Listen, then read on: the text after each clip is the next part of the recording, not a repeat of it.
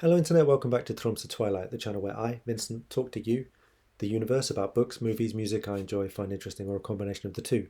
This week I've been talking about recent music. I did a video about the Deftones album, I did a video about Caitlin Aurelia Smith's album, and I want to do a short video about the new album from Saul Williams and Carlos Niño and Friends, which is a live album called, I think, Saul Williams meets Carlos Niño and Friends at Tree People. So this album is basically Saul Williams doing spoken word, and the background is improvised, abstract jazz music. Carlos Niño is a percussionist. He's also a DJ and a record producer, but on this album, he's playing a lot of different types of percussion, and there's a couple of saxophonists. I'm not sure what the lineup of the band actually is. I know that this group, Carlos Niño and Friends, is a kind of revolving group that he leads.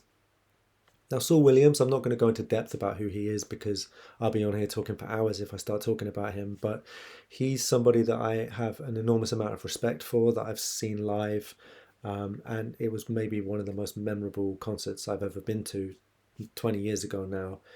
Absolutely incredible. He's made films, he's written books, he's made several solo albums. On this album, he's doing something that you kind of would have always expected him to do, but that he never really has done, which is he's reciting poetry over jazz music in a style that you might think of as being kind of Greenwich Village, New York, jazz poetry. Saul Williams has often used sounds that are closer to abstract hip hop, rock music, electronic music. So this is a really organic instrumental sound for him. And he sits very confidently and tastefully within these long improvisational compositions. There's 4 main instrumental tracks on the album, and they are kind of meandering, but in like a really beautiful way. Carlos Niño is using drums, hand drums. I guess he's also the one playing the vibraphone, rain sticks, cymbals. There's all these kind of different washes of percussive sound. And then you have saxophones playing in harmony and developing riffs. I don't know how much they planned these performances, but from what Saul Williams says on the end of the record, I get the sense that it was quite improvisatory. I guess he probably planned the poems that he was going to recite and then sort of found the right pocket in the performance to say his words. I want to go through the different tracks on the album. There's only 5 of them, 4 instrumental tracks and a short speech at the end. Now the first one is called Sound Then Words, and he sets up in this piece what he's going to do for the whole performance, which is that he's trying to understand the present moment from its kind of hidden historical context of colonialism, racism, multinational corporate capitalism, and try to understand the political situation of America and the geopolitical situation from this context. But he's doing all of this through poetry, trying to find words for a situation that makes many of us speechless. Right at the beginning, he kind of announces figures that he perceives as being in the room with him, as if he's welcoming the audience to some kind of United Nations of poetry. He says, President of Archaeological Indifference, Vice President of Truth, Secretary of Statistics, Minister of the Deteriorating Sky, and he kind of welcomes in these figures, all who are present. This reminds me of a strategy that he often uses, which is kind of he'll do things that sound like religious litanies, or he has a piece from early in his career where he's doing an exorcism on hip hop.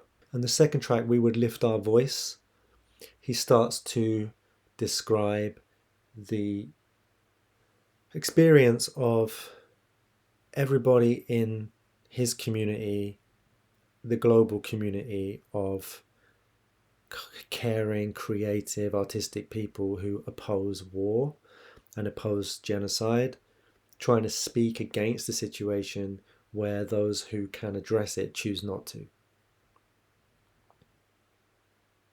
He also includes a little section of one of his poems, Children of the Night. I'm going to link that poem, a written version of that poem, in the description because it's a really amazing poem. But there's a section of it which goes, Children of the night, only suns can star the sky, only believers in death will die, and fathers must feather the wings of women, for the unfeathered masses dangle ridiculous. And this is also part of one of his early songs, Om. It's almost like Saul Williams is kind of sampling himself, just taking a chunk of his writing out of context and weaving it into this new piece. Towards the end, he's talking about the bombs falling, and he's talking about, look what they did to the land, look what they did to the people. In the context of the whole album, the whole performance, this is referring both to Palestine and to America and the genocide within America. Track 3, We Are Calling Out in This Moment, starts with a poem that he's used at least 2 other places on one of his more recent albums and also in the movie that he co-directed, Neptune Frost. And it's a kind of, again, almost like a list, like a litany. You might also say this stuff is kind of influenced by Ginsberg with this repetition. He's saying hack, hack, hack, and he's saying hack into capitalism, hack into racism, hack into gender. I can't remember the actual things he's saying to hack into, but it's sort of about deconstructing or reappropriating the ideological assumptions that underlie society.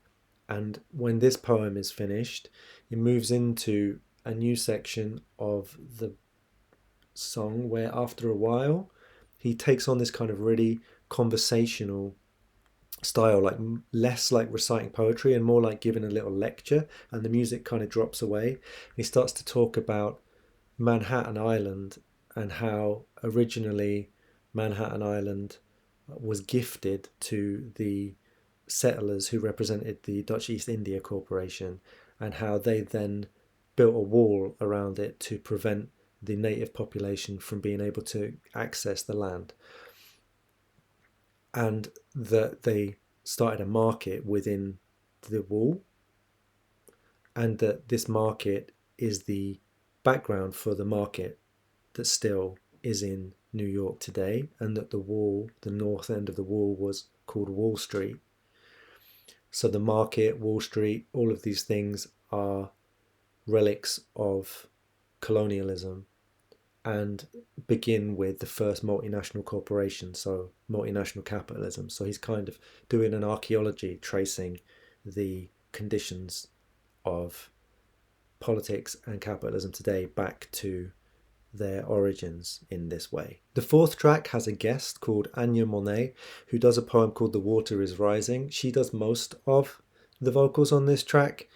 This poem is kind of an invocation of nature observing its impact upon humans as climate change develops.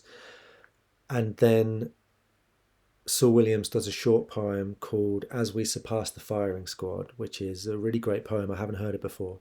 Then right at the end, there's a recording of Saul Williams talking to the audience, and he's addressing the audience about the context of this performance, how they are trying to go out into the world to kind of create community, to meet people, to do something active in the shadow of their government's horrendous actions. And he actually becomes quite tearful as he's speaking, but then the speech becomes a kind of invitation to everybody in the audience to prioritize learning, growth, activism, community, and even if it just starts with being kind to the people sitting next to them in the audience, to stay a little while to meet other people.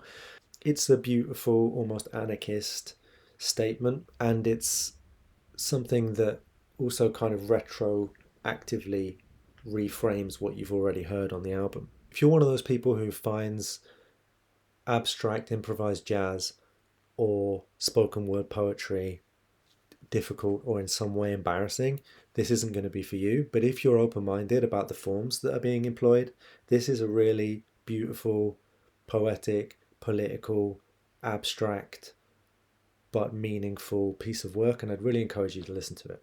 Thanks for listening to my video about this new Saul Williams and Carlos Niño album. Next week I'm going to come back, start talking about books again. So if you've got any recommendations for music that you think I should listen to, or that you think anybody watching this video should check out, recent music, please drop it in the comments. I'd love to listen to it, love to hear it, and hopefully I'll see you again soon.